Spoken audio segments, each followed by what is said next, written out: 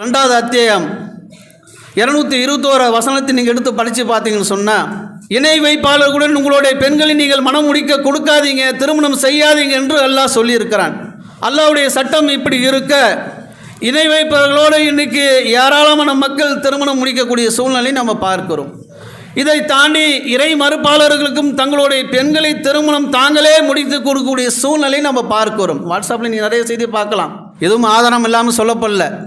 ஒரு பெண் வீட்டார் மாற்று மதத்தில் இருக்கக்கூடியவருக்கு மனம் உகர்ந்து பெண்ணை கொடுக்குறாங்க, இல்லைன்னு மறுக்க முடியுமா? ஆனால் அப்படி பெண்ணு கொடுப்பதால் எடுப்பதால் அல்லாஹ் என்ன சொல்லி காட்டுகிறான்? அல்லாஹ்வோ நன்மையின் பாலும் சொர்க்கத்தின் பாலும் உங்களை அழைக்கிறான், அவர்களோ நரகத்தின் பால் அழைக்கிறார்கள் என்று நமக்கு வசனம் தெளிவுபடுத்துகிறது. இருந்தும் கூட தடுமாறக்கூடிய சூழ்நிலை நாம் பார்க்க முடிகிறதா இல்லையா? எங்கே சென்றது ஈமான்?